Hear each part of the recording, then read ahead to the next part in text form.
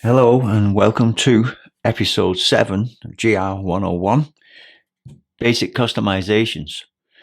I like to customize the camera to a certain degree to make shooting more practical and improve my workflow and let me change the settings that I do change the most as quickly as possible if a situation changes. So we're going to switch the camera on now. Now, remember, these are all very subjective. So what I prefer might not be what you prefer. And drop a line in the comments if you have found something that really saves you time when using the camera. And let the rest of our clan know how you're doing it. It will be interesting to see how other GR users are using their GR3 and GR3X to make their life with this camera easier. And yeah, I think it will be interesting to see that. So drop a line in the comments. And by the way, I don't ever really ask for this normally, but when you watch these videos, please consider subscribing to the channel. Hit the bell icon, get future updates of new episodes. They're coming thick and fast, these episodes. And give each video a like if you found it useful. It will help. It will help me kind of motivate me to make more. And who knows, I could even grow this channel a little bit bigger if you help me out. So that's it for that. I won't do that too often. Okay, switch the camera on. Now, two of the areas that I really like to customize are this button here, the movie button on the side, because I don't use this camera for filming at all. So it's kind of wasted in its current condition. Also, this button here that brings up the menu on top, I like to customize this menu a little bit. It's got something there, the file format. That's a waste of space on that menu because once I set this camera to shoot RAW plus, it rarely ever changes. I love the JPEGs that this camera produces. I think it's fantastic. The Ricoh GR lineup and the Fuji X series of cameras just create some beautiful JPEGs, and I really think that Ricoh just have the edge, the slightly better, the more granular in what you can change. And so I usually shoot with JPEG, but I always have a RAW backup, so that never changes for me, so that will be gone from the menu. It's nice for me to have the view settings. This is the brightness of the LCD screen. I've got it on the minimum right now because that's more suitable for filming in the studio light conditions. But if I go up to the top there on a bright sunny day, I like to crank that screen brightness right up if it's too bright to see at the normal setting, which is there. But I put it down there just for filming purposes. So that is in a good place.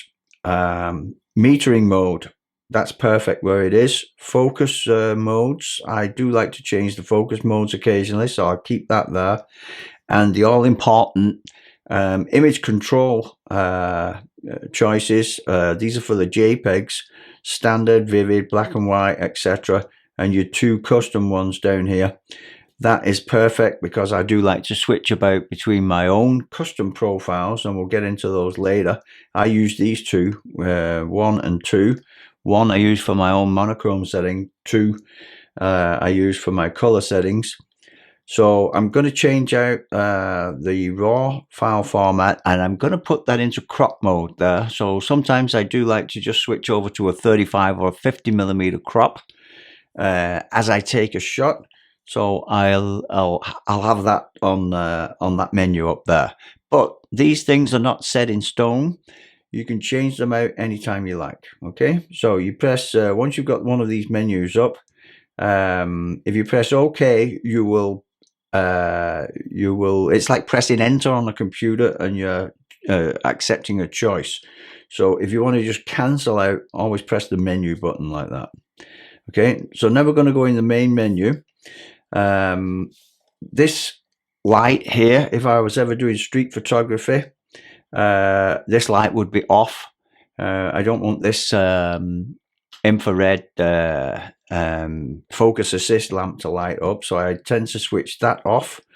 The other buttons that I have, I tend to keep them as they are because they've got these icons on. You can change all of what these do. For example, to the right there, we have the drive mode, which you can press and choose like bracketing, single shot, continuous shooting, and you can also go in and set timers up. I don't see the point in changing the functionality of these buttons when they have labels on, because it's a lot more intuitive to say find macro there where it says macro is. Okay, now my FM button, you saw this in the last video where I like to have that as auto exposure lock when I hold it down. That is nice. I don't like to back focus with this one, so I change it from autofocus.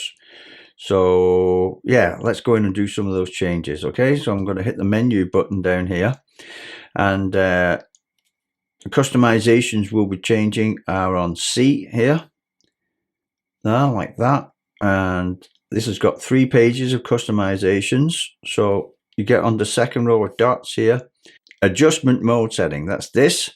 We're going to go in here, and I want to change the file format out so that it goes into crop mode when I press that. So okay for that. That's it. Simple change. That menu is now perfect for me. Let's take a look at it now. Just going to press down here, and we now have my image control, focus modes, metering mode, crop mode, and the LCD brightness control. So that's perfect for me now. So the movie mode button next. Let's go in and change that. Now you find the movie mode button, it will be hidden under the FN button settings, so we can do 2 things at once there.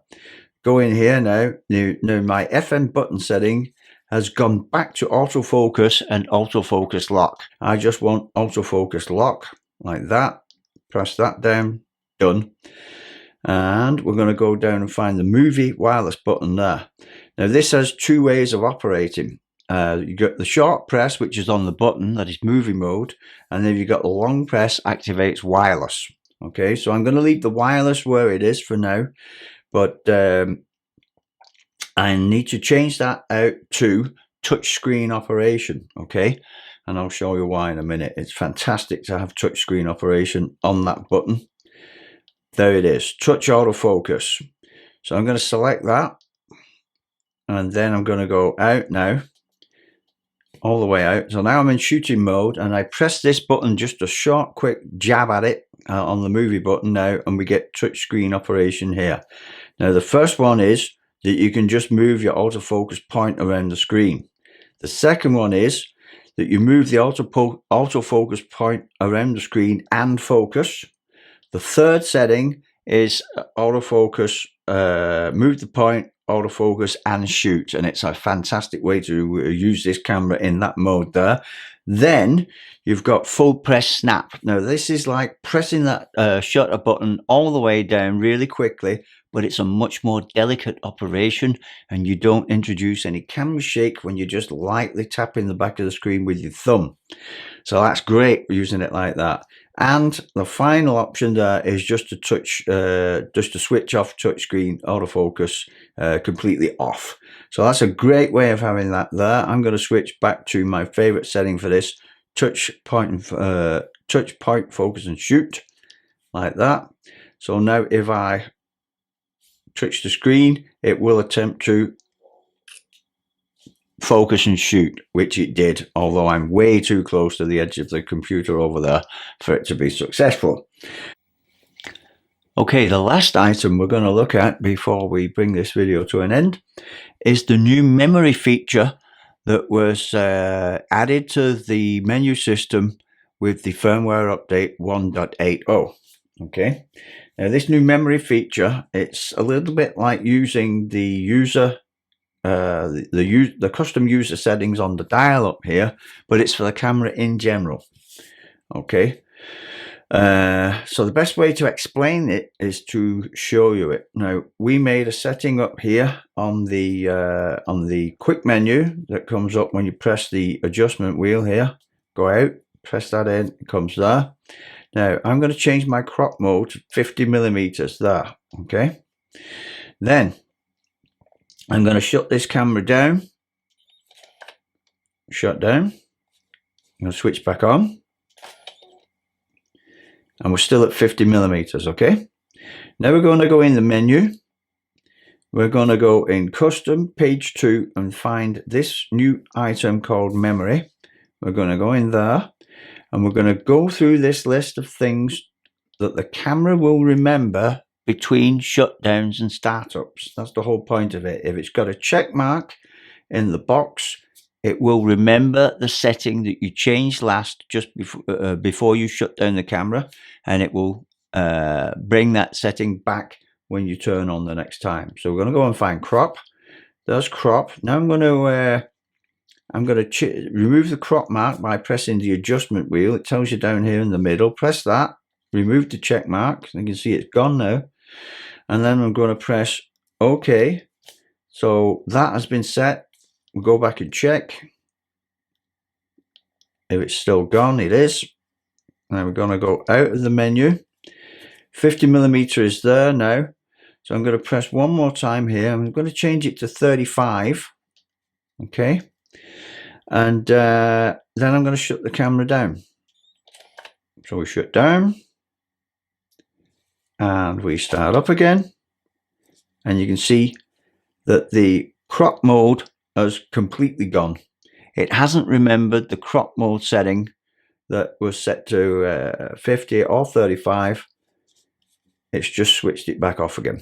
Okay, and that's because it was not remembering it. If I want it to remember it between sessions, set it to 35. Okay, go into the menu, go back, find crop mode again. There, set that check mark. Make sure you say OK. If you press menu again to get back, you will cancel that operation. Say OK. Now you can press menu to get out of that there. Now I'll switch the camera off. When I switch it on now, it should be back in 35mm mode. And there it is. You can just see it there to the left of my thumb. And if we press that, it's still on 35. So that's the new memory option. If it's got a check mark in it, it will remember settings you've changed on the fly between shutdowns and startups. Okay, so that's how I like to shoot this camera. I've got my most important changes that I make kind of continuously that up there. My FM button will remember auto exposure lock. I haven't really touched the infrared help focus light at the front. We'll do that another time. There will be another episode of this when we start customizing things even more and making our own custom image profiles. Everything else I leave as it is. This button over here, one quick stab at that gets me the touch menu up. And if I want to go to snap focus shooting, I just do that. Snap focus, get my aperture up to about f6.3, and you've got a massive deep depth of field where everything will be nice and sharp. Regardless of what you focus on, you will be in that focus zone, and anything that is 2.5 meters away from the lens will be in tack sharp critical focus. And all you have to do is just point the camera around and it will just snap without having to focus. Okay, so that's it for today, and that was episode 7. Episode 8, we will run through the various focus modes, and we will need another field trip for that. I think we will have to go out and film the camera in action in the great outdoors taking shots. Okay, bye for now, see ya.